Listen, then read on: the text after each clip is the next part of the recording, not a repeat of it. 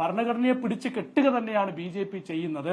ഭരണഘടനയെ പിടിച്ചു കെട്ടി മുന്നോട്ട് പോകുന്ന ഒരു രാഷ്ട്രീയ സമീപനം തന്നെയാണ് കഴിഞ്ഞ കുറെ കാലമായി രാജ്യത്ത് നമ്മൾ കാണുന്നത്. അതുകൊണ്ട് തന്നെയാണ് ഉത്തരേന്ത്യയിൽ സഭാവസ്ത്രം ധരിച്ച് പുരോഹിതന്മാർക്ക് പുറത്തിറങ്ങാൻ കഴിയാത്ത സാഹചര്യം ഉണ്ടാകുന്നത്.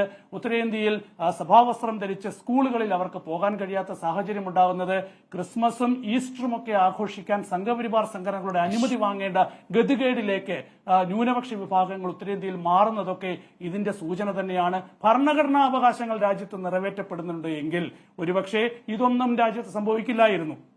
വർഗീയ സംഘർഷങ്ങൾ രാജ്യത്ത് സംഭവിക്കില്ലായിരുന്നു. അപ്പോൾ രാഷ്ട്രീയ നേട്ടത്തിന് വേണ്ടി ഓരോ സംസ്ഥാനങ്ങളിലെയും സാഹചര്യങ്ങൾക്കനുസരിച്ച് BJP ഏതറ്റം വരെയുമുള്ള നിലപാടുകൾ സ്വീകരിക്കുന്നു. അവിടെ ന്യൂനപക്ഷങ്ങളില്ല, ദളിതരില്ല, ആദിവാസികളില്ല.